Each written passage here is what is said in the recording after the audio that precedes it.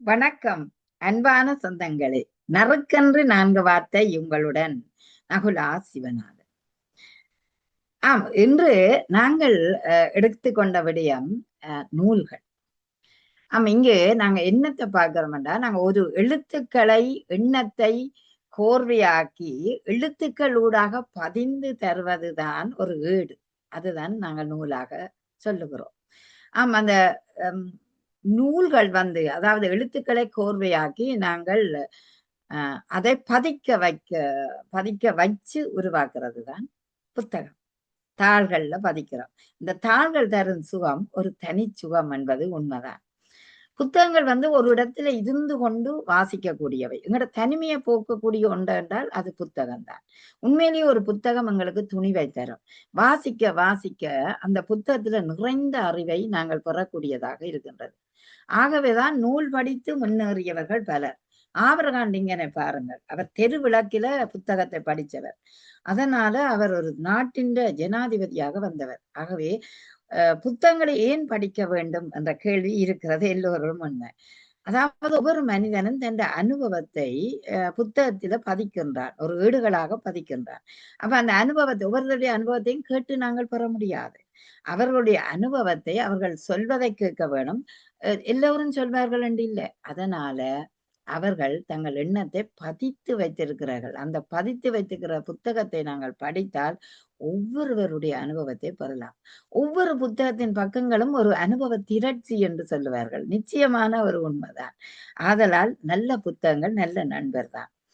இப்ப புத்தகங்களில நாங்க வாசிக்கும் போது அதிகமான சொற்களை நாங்கள் எடுக்கக்கூடியதா இருக்கும். நல்ல நல்ல இனிமையான இன்சொல் பேசும் சொற்களை நாங்கள் எடுக்கக்கூடியதாக இருக்கின்றது.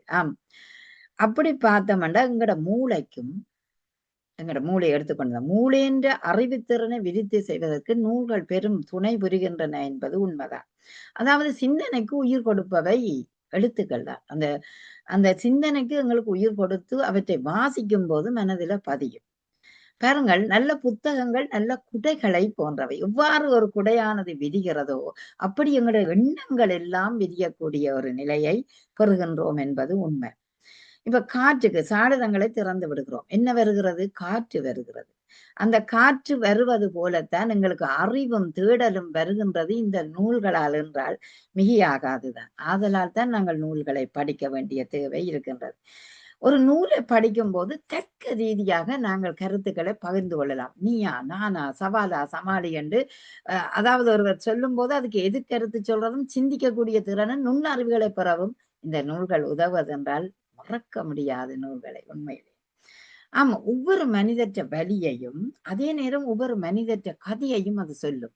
இப்ப நான் ஒரு அனுபவத்தை எழுதுறேன்டா இந்த அனுபவத்தை நீங்கள் பெறுவீர்கள், எந்த கதையை நீங்கள் வாசித்து பெறுவீர்கள். ஆகவே அந்த வேதனை அனுபவங்களை பெறலாம். ஒரு மரமானது மண்ணுக்குள் இருக்கும்போது கீழே உள்ளவை வேர்கள். இந்த வேர்கள் இந்த வேதனையை யார் அறிவினர் சொல்லுங்கள்? ஒருவருக்குமே தெரியாது. அதில் இவ்வளவு கஷ்டமாக அந்த ஆணி வேரை தாங்கி எவ்வளவு இறுக பிடித்து அந்த மரத்தை பாதுகாப்பாக வைத்திருக்கிறது வேர்கள். அதுபோல பத்திரமான அறிவை பெட்டகமாக வைத்துக் கொள்பவை புத்தகங்கள் தான். ஆதலால் எத்தனையோ வலிகளை சுமந்த வழிகள் கூட அந்த நூல்கள்ல இருக்குது. வழிகாட்டியாகவும் நமக்கு பயன்படுவது உண்மைதான். அறிவை பெருக்கணும். அதே நேரம் புத்துணர்வுகளை நாங்கள் பெற வேண்டிய தேவையும் இருக்கின்றது. வாசிப்பு ஒரு தேடல் மிகுந்தது. எங்களுக்கு பலருடைய தேடல் பொக்கிசங்களை நாங்கள் அறியலாம். தேனி எப்படி பூக்களில தேன் சேர்த்து கொண்டு வைக்குதோ அதுபோல அந்த தேனி எடுத்து நாங்க குடிக்கிறோம். சரியா? அப்படி பலருடைய அறிவு திரட்சியை நாங்கள் நுகர்ந்து கொள்ளக்கூடியது நூல்கள் தான். ஆதலால் நல்ல நூல்கள், நல்ல புத்தகங்கள். 1000 நூல்களை படித்தவன் அறிவாளியாகிறார். அதுபோல நீங்களும் நல்ல நூல்களை படியுங்கள். தேடி தேடி படியுங்கள். தேனீக்கள் போல் நீங்களும் நல்ல தேசங்கள் எல்லாம் செல்லுவீர்கள். உயர்ந்த ஒரு மொழி ஆளுமையையும் நீங்கள் பெறக்கூடிய வாய்ப்பு வரும். பல விடயங்களை அறிந்து கொள்வீர்கள். அதாவது பல நாடுகளின் விடயம், பல மனிதர்களின் விடயம், கதைகள், வலி சுமந்த கதைகள், இவற்றையெல்லாம் அறியக்கூடியது ஒரு நூல் என்றால் மிகையாத. நூலை நூற்போம். அதே நேரம் நூலின் நுண்ணிய கருத்துக்களையும் படித்து தெளிவோம். நன்றி, வணக்கம்.